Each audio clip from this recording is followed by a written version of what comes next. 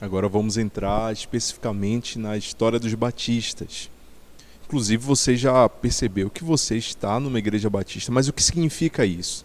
O que é ser batista? Que tipo de igreja nós somos? Quais são as origens?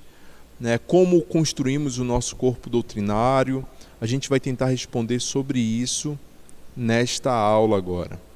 Você congrega na Igreja Batista Memorial de Belém, está aí o nosso símbolo. Eu sou o pastor Heraldo, sou o pastor titular da igreja. Mas o que significa tudo isso? Né? Nós pertencemos as igrejas batistas, elas se relacionam entre si, elas são cooperadoras entre si. Não existe um órgão que está acima da gente e que necessariamente diz o que as igrejas batistas devem fazer. Mas as igrejas batistas reunidas constroem as suas convenções. E as convenções servem para trazer unidade às igrejas batistas, para que alguns assuntos sejam tratados, para que, inclusive, se houver um desvio doutrinário até de um pastor, a convenção possa entrar em ação. E nesse modelo convencional, nós pertencemos à convenção, a COBAPA, a Convenção Batista do Estado do Pará. Esse aqui é o símbolo da COBAPA. Toda vez que você vê esse símbolo, você identifica. Se passar em outra igreja, provavelmente é uma igreja também co-irmã nossa, é uma igreja que coopera junto com a gente. E nós pertencemos às igrejas batistas aqui na região de Belém, mas no estado do Pará pertence à COBAPA. As convenções estaduais, elas têm a Convenção Batista Brasileira.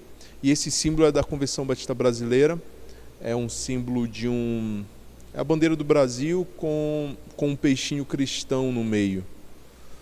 Então, toda vez que você vê isso em algum lugar, talvez em outro estado, você vai saber, ela pertence à mesma convenção que a minha igreja. Mas vamos lá, vamos para nossas histórias, né? Você sabe quais são os possíveis inícios da Igreja Batista? Existe uma teoria, e você tem até liberdade para acreditar nessa teoria, mas, por favor, não diga que fui eu que lhe ensinei. Porque não existem muitas razões para a gente acreditar nesta. É a teoria do JJJ, João, Jerusalém e Jordão. Por quê? Porque João Batista, ele está nas Escrituras e ele era primo de Jesus e ele batizava as pessoas no Jordão. E a Bíblia diz que ele tinha seguidores, ele tinha discípulos.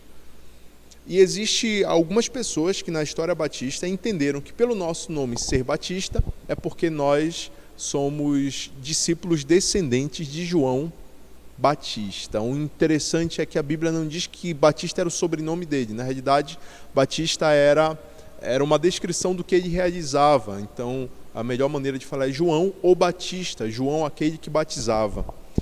As pessoas que acreditam ou já divulgaram essa teoria acabam dizendo que os batistas são muito bons, que os batistas provavelmente são a melhor denominação, uma denominação pura que descende desde João. Mas, irmãos, não tem muita base, nenhuma base histórica ou bíblica para acreditar nisso. É mais uma vontade de algum grupo e que na prática nós não somos melhores do que outras denominações. Temos falhas, né? Até o nosso sistema convencional tem pontos fracos, mas também temos muitas coisas boas, né? Se você tem curiosidade sobre isso, você pode procurar no livro Rastro de Sangue. O autor desse livro acredita que nós somos...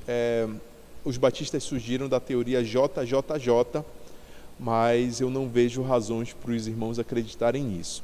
Uma outra possibilidade é que nós tenhamos surgido dos anabatistas. E agora, eu vou convidar vocês, né, nessa construção histórica, vocês perceberam que eu já comecei a passar algumas imagens aqui. Eu quero que você imagine que eu cheguei na sua casa e agora eu vou partilhar com você algumas imagens. Eu vou abrir um álbum para você. E que esse álbum você possa identificar e talvez gravar algumas questões históricas sobre a nossa denominação. Então, neste álbum aqui, essa foto representa os anabatistas. Você conhece os anabatistas? Os anabatistas era um grupo que ele surge no mesmo momento da Reforma Protestante, ou talvez um pouquinho antes disso. E os anabatistas, eles acabam não sendo diretamente influenciados por Lutero, por Calvino, por Zwingli, que eram grandes reformadores, né? Mas eles surgem naquela região. E foi um povo, os anabatistas foram muito perseguidos no seu início, e eles são chamados de anabatistas porque eles têm a prática de rebatizar pessoas, né? Então, quando nós vemos igrejas evangélicas, e principalmente nós batistas, rebatizando pessoas, sim, podemos dizer que isso é uma prática que nasce com os anabatistas. Tem uma teoria que é uma teoria séria, né? Eu conheço pastores que acreditam nisso, e que nós tenhamos surgido dos anabatistas. Irmãos, eu acredito na realidade que nós fomos influenciados pelos anabatistas. A terceira teoria que eu gostaria de apresentar para os irmãos como a teoria que eu acredito do início dos batistas. E eu quero voltar a uma data com os irmãos, em 1534, e aí olhe esse moço bonito aí nessa pintura. Talvez você não o reconheça, mas ele é o rei Henrique VIII. Ele é o rei da Inglaterra, no seu contexto. O mundo ainda estava fervilhando, muitos líderes estavam descontentes com a Igreja Católica, outros querendo apoiar. Então, na Alemanha, você vê a reforma tomando um corpo muito grande. Lutero é protegido lá na Alemanha. E na Inglaterra, no meio de tudo isso, o rei Henrique VIII, ele gostaria de que o Papa fizesse algo por ele. Ele não estava muito contente com o casamento dele, ele tinha uma amante, e ele queria muito se divorciar da sua esposa, para casar com a sua amante. Dentre todas essas questões, o Papa, na realidade, ele era primo da esposa dele. Então, lógico, além disso, e por não ter parâmetro bíblico para tal, o Papa não permitiu que ele se separasse.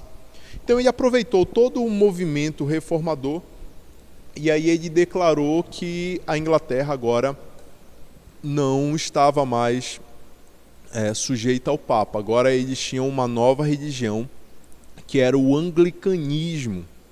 A Igreja Anglicana surge nesse contexto. Tanto é que ele não faz uma reforma teológica na Inglaterra, ele não muda muita coisa, mas o rei Henrique VIII, essa é uma das coisas que ele acaba mudando, a questão do casamento, porque ele tinha interesse direto nisso.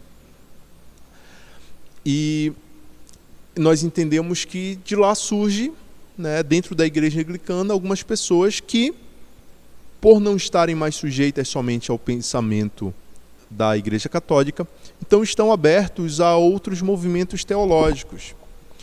Mesmo que o principal da Igreja Anglicana não tenha acontecido muitas mudanças teológicas, mas surgiu muitos movimentos que começam a influenciar toda aquela região da Europa. Então, movimentos muito fortes vieram da Alemanha e da Suíça, alguns que priorizavam uma mudança de vida. E podemos destacar aqui o movimento puritano e o movimento dos menonitas também. Então, um grupo de pessoas que eram da Igreja Anglicana, inclusive clérigos da Igreja Anglicana, tiveram contato com esses grupos de puritanos, e eles acabam se separando da Igreja Anglicana. Essa teoria dos separatistas ingleses vai mostrar que nesse processo, porque eles são perseguidos na Inglaterra, então eles saem da Inglaterra e eles têm contato, inclusive, com os anabatistas, e eles partilham o início de algumas igrejas que são tidas hoje como tradicionais, além dos batistas, os presbiterianos, os metodistas, outras igrejas que têm um início muito próximo dessa ideia também dos separatistas ingleses, até que surge uma igreja que tem doutrinas que são chamadas de doutrinas batistas. essa teoria ela é muito divulgada no meio acadêmico, né? Muitos teólogos têm seguido essa teoria, eu também sigo, porque ela tem muitas bases históricas para nós acreditarmos nisso. Independente de você concordar com essa teoria ou não, né? As próximas fotografias que eu vou mostrar para vocês aqui já são de fatos que todas as teorias já concordam. E a gente vai dar um salto histórico. Esse outro rapaz aqui é o John Smith. O John Smith, ele era o clérigo anglicano, e é interessante que em 1609 ele já tinha estudado na faculdade de Cambridge. É isso aí, irmãos. Ele era pregador e orador da igreja anglicana, e depois dele ter contato com um grupo separatista, né, então ele foge para Amsterdã, na Holanda. E lá ele é convencido que o batismo infantil não é algo bíblico, inclusive até hoje os batistas não batizam crianças. E a sua congregação era uma congregação de 40 membros que foge junto com ele, e toda a congregação é rebatizada, inclusive ele mesmo. E este grupo que foi com ele retorna para a Inglaterra, já sem ele, em 1612. Só que esse grupo que retorna à Inglaterra, eles já são liderados por este outro homem aqui. Essa outra fotografia. Deixa eu passar aqui. Opa, não, só mostrar aqui a imagem. Lá em Amsterdã, na Holanda, onde os historiadores dizem que eles se encontravam na Rua do Padeiro. Mas o grupo retorna para a Inglaterra com este homem bonito. Aqui, olha essa cabeleira, como uma cabeleira bonita. Esse aqui é Thomas Helwys. E o ano que eles retornam para a Inglaterra é 1612. E Thomas Helwys, ele acaba pastoreando essa congregação, essa parte da congregação que retorna para a Inglaterra, e ele vira um grande defensor da liberdade religiosa, que é um dos princípios batistas. Como batistas, nós defendemos isso. Nós não dizemos que todo mundo tem que ser batista, todo mundo tem que concordar com aquilo que a gente acredita. Deus nos faz com responsabilidade nesse sentido, temos responsabilidade individual, então nós acreditamos na liberdade religiosa, né? Até se um dia alguém não quiser congregar entre nós, a pessoa vai em paz, né? E por favor, não nos perturbe. Mas por que isso era muito importante no contexto deles? Porque Thomas Helwys, ele sofreu tanto a perseguição com a Igreja Católica, e depois ele sofre a perseguição com a Igreja Anglicana e com outros movimentos também reformados, né? Então, aqui do lado da figura dele aí, com essa cabeleira incrível, nós temos a foto, né, de uma das páginas de um livro que ele escreveu. E esse livro é uma breve declaração do Ministério da Iniquidade. Na época, quem governava a Inglaterra era o rei Tiago I. Uma curiosidade, esse rei Tiago é o King James. Já ouviram falar? King James é a tradução até hoje, assim como nós utilizamos aqui no Brasil a João Ferreira de Almeida, nos países de língua inglesa, eles utilizam a tradução deste rei, não o que ele tenha feito, mas que ele encomendou no tempo dele, a tradução do King James, que é o rei Tiago. Então, ele escreve esse livro e ele resolve mandar uma dedicatória deste livro para o rei Tiago. E ele escreve assim na dedicatória: o rei é um homem mortal e não é Deus. Portanto, não tem poder sobre a alma imortal dos seus súditos, de modo a fazer leis e ordenanças para eles e estabelecer senhores espirituais sobre eles. Ele foi convidado para bater um papo com o rei Tiago. Ele foi preso e nessa conversa, e depois disso nunca mais ninguém teve notícias sobre Thomas Helwys. Bem, mas o trabalho batista não parou com a morte do Thomas Helwys.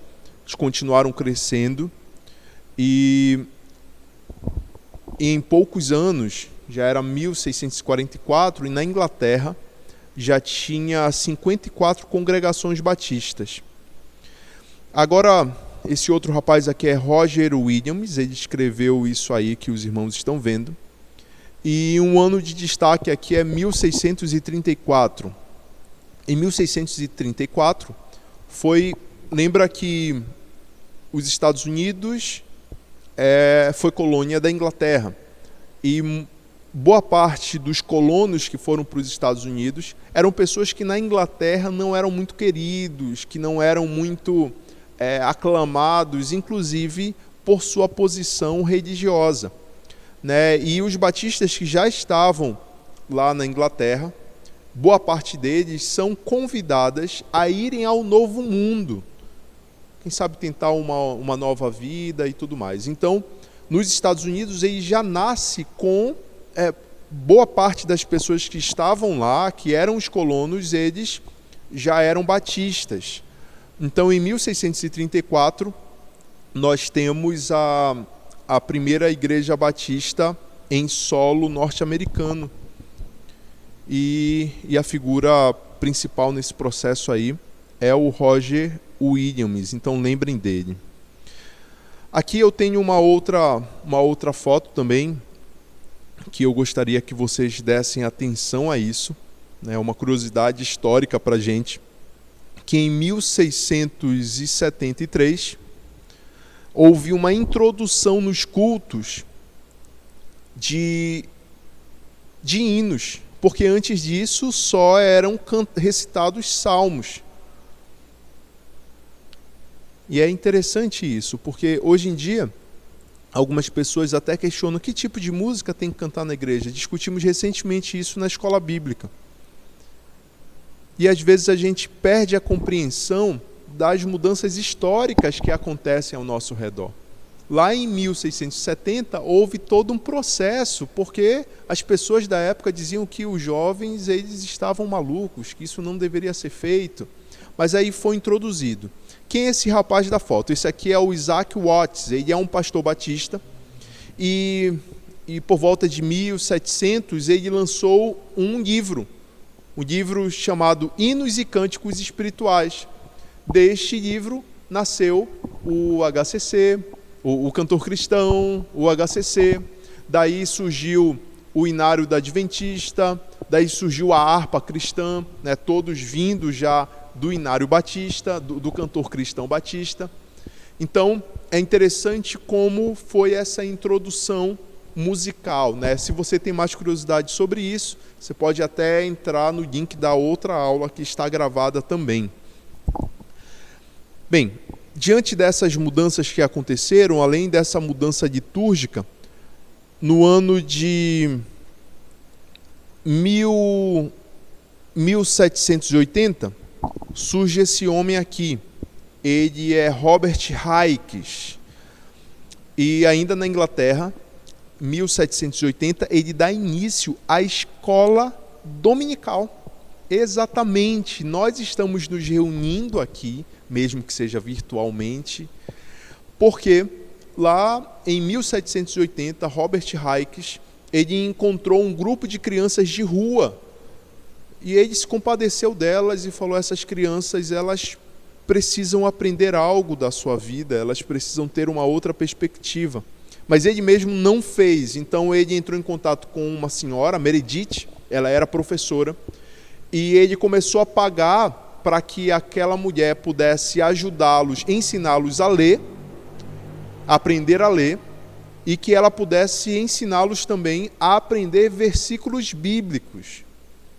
E aí surge a escola que acontecia aos domingos, a escola dominical. Com pouco tempo, essa ideia ganhou notoriedade e foi adaptada por muitas igrejas na Inglaterra, e surge o movimento da escola dominical, que acaba plantando sementes para a educação pública. Se hoje nós ouvimos falar que existe educação pública, existe escola pública, né, o movimento surge lá com Robert Reikes. E isso é interessante, irmãos. Isso faz parte da nossa história, isso está no nosso DNA também. E entendemos que inclusive a escola bíblica ela foi uma estratégia, está sendo uma estratégia, assim como os hinos e cânticos nas celebrações que utilizamos ainda hoje. Aí eu quero já caminhar mais alguns anos, o ano aqui é 1780. E este rapaz, este jovem senhor na sua época, era o William Carey. Não sei se você conhece algo sobre ele. Mas em 1780,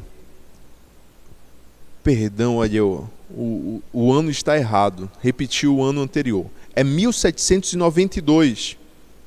Ele funda na Inglaterra a Sociedade Batista para a propagação dos evangelhos aos pagãos. O que significa isso, pastor? Surge a primeira junta missionária, e graças a Deus pela vida do William Carey.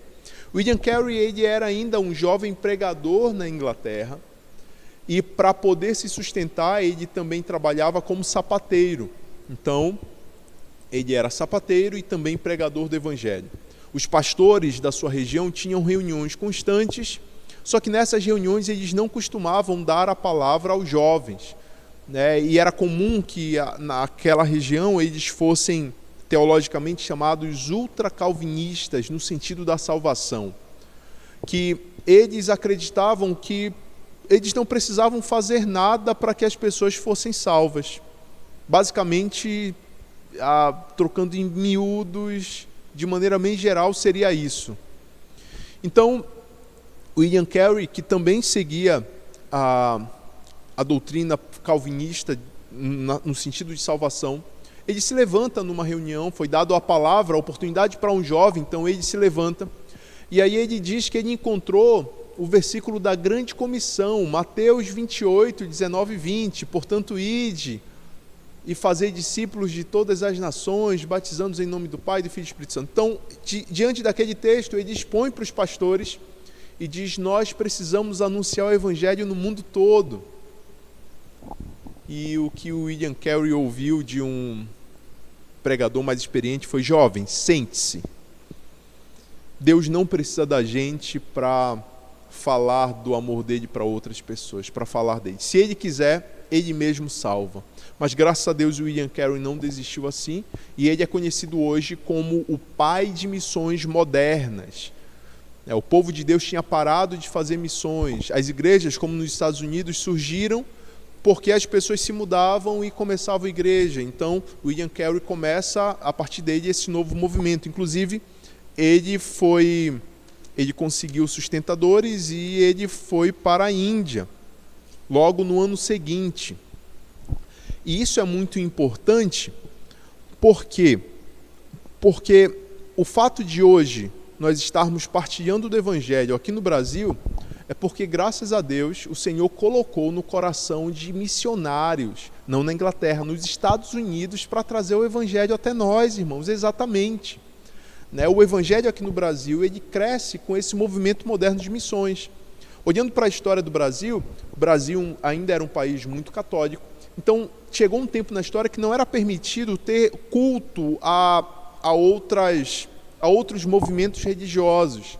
A gente vê na história que quando a França ainda chegou a ocupar uma parte do Nordeste, você tinha grupos de calvinistas que estavam no meio, anunciando o evangelho, mas a coroa portuguesa acabou retomando o controle lá do Nordeste, né, e foi dada a opção para as pessoas que já tinham se convertido, ou eles voltavam para o catolicismo, ou seriam mortos. Alguns foram mortos, alguns acabaram fugindo, mas acabou que no Brasil não teve, até então, até o ano de 1871, você não tinha um grupo de batistas aqui no Brasil. Mas por conta do movimento moderno de missões, o ano agora é 1814. E lá na Filadélfia, no sul dos Estados Unidos, surge uma junta de missões. chamada Convenção Geral da Denominação Batista dos Estados Unidos para missões no estrangeiro. Hoje em dia, ainda é conhecida como a Junta Batista do Sul. E essa junta enviou os primeiros missionários batistas ao solo brasileiro. E aí eu quero apresentar para os irmãos agora alguns nomes importantes na história do Brasil. Essa aqui é a imagem da primeira igreja batista no solo brasileiro. Ela foi fundada em Santa Bárbara do Oeste, interior paulista. O ano era 1871. E ela foi fundada por um grupo de colonos americanos. Porque com os acordos que o Brasil começa a fazer com alguns países, inclusive com a Inglaterra, ele teve que abrir mão disso e falou, não, a gente vai permitir que haja cultos com cultos de outras denominações, desde que os brasileiros não participem destes cultos. Então aí surge a primeira igreja batista no solo brasileiro. Só que os cultos eram em inglês e eram para americanos. Só que em 1882, com algumas regras que mudaram aqui no Brasil, foi fundada a primeira igreja batista no Brasil para brasileiros, já na cidade de Salvador, lá na Bahia. E o intuito era evangelizar os brasileiros mesmo. E aqui eu quero apresentar para vocês esse casal, William Buck Bagby e a sua esposa, Anne Bagby. Eles chegaram aqui no Brasil, depois foi enviado um outro casal missionário para estar com eles. Esse casal, essas duas primeiras fotos aqui, a Kate Taylor e o Zacarias Taylor.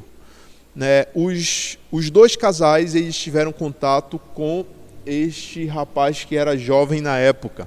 É o Antônio Teixeira de Albuquerque. Ele já era o primeiro brasileiro já batista, que já tinha se convertido, já tinha sido batizado. É interessante que o Antônio Teixeira de Albuquerque, ele era padre antes, então ele se converteu lendo a Bíblia e acabou tendo contato com o povo batista americano que estava no sul do país. Então eles se juntam, cinco pessoas se juntam e aí montam a primeira igreja batista lá na Bahia.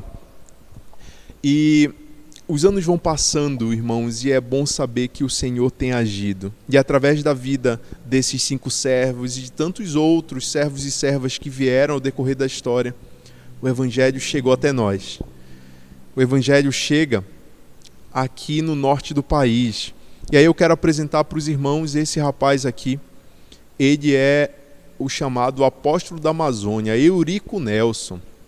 Eurico Nelson, ele era suíço, né, mas ainda bem jovem, ele foi morar nos Estados Unidos. Lá ele começou a servir a Deus junto com a sua família. E ele sentiu um desejo muito grande de anunciar o Evangelho. E ele queria muito anunciar o Evangelho. Então ele começou a procurar o contato com algumas juntas. Na época, a junta de Richmond falou para ele que ele teria que ter muito tempo de preparo. Aí ele acabou resolvendo vir sozinho para o Brasil. Olha, ele estava noivo. Então ele fez a proposta para a noiva dele. E naquele tempo, quando ele vem para o Brasil,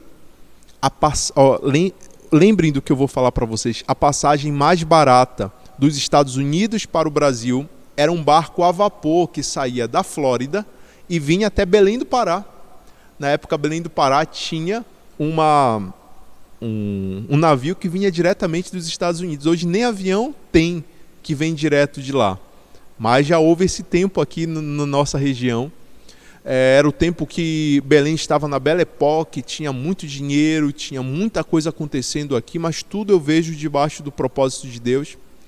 E quando ele chega aqui, a primeira providência dele é logo casar com a esposa, e aí ele começa a vender Bíblias. Ele vende Bíblias na Praça da República.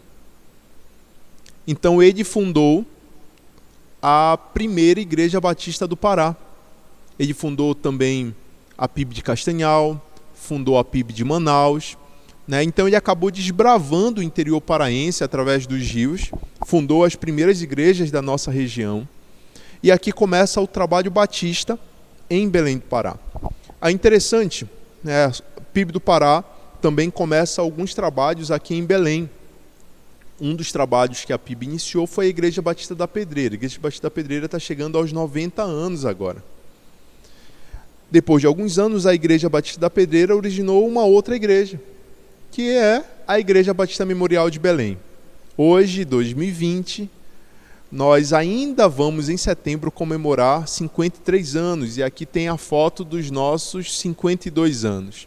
Está vendo que está colado? Isso foi um mosaico que eu peguei no Instagram da igreja. É verdade que tem alguns visitantes aqui, e também é verdade que faltou muitos irmãos da nossa igreja. E ao decorrer da nossa história, muitas pessoas já passaram por aqui. Hoje nós estamos aqui, né? Como é hoje você fazer parte dessa igreja e dessa denominação? Eu espero que na conversa que você terá logo mais, você possa tirar alguma dúvida sobre a nossa história e que o Senhor te estimule a continuar crescendo no nosso meio.